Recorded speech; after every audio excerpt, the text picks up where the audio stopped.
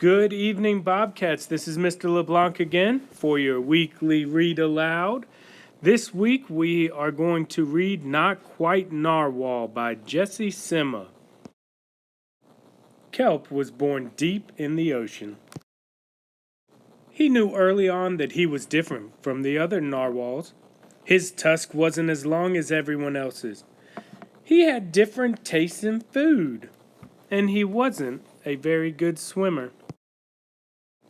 But his friends didn't seem to mind, so Kelp decided he wouldn't either. That is, until he was swept away by a strong current. I wish I were a better swimmer.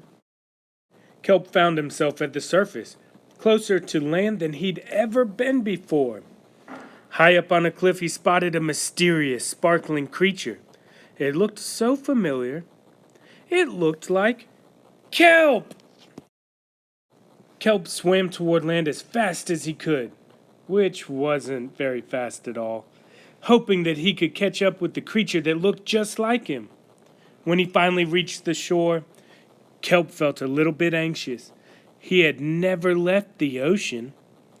He was nervous about walking for the first time, but the land creatures made it look so easy.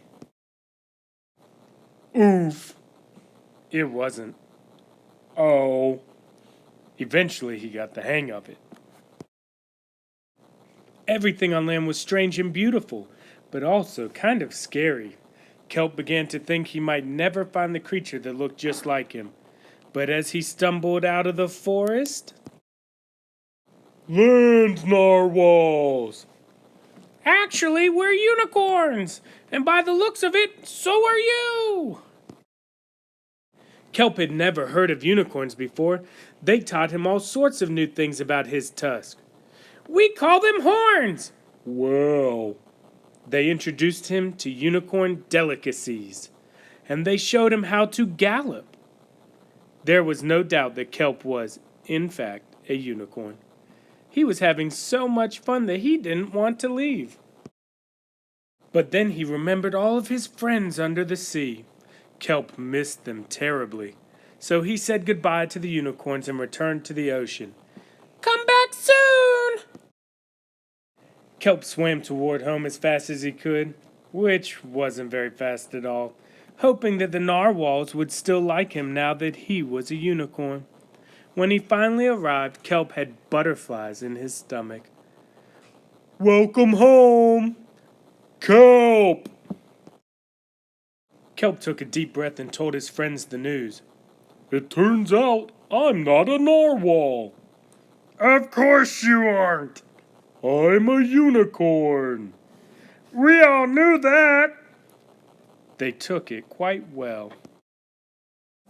Kelp was happy to be home, but now that he'd experienced life on land with the unicorns, he couldn't seem to forget them. Did he want to be a land narwhal with the unicorns? Or a sea unicorn with the narwhals? Kelp couldn't decide. But then he realized that maybe... just maybe, he didn't have to choose.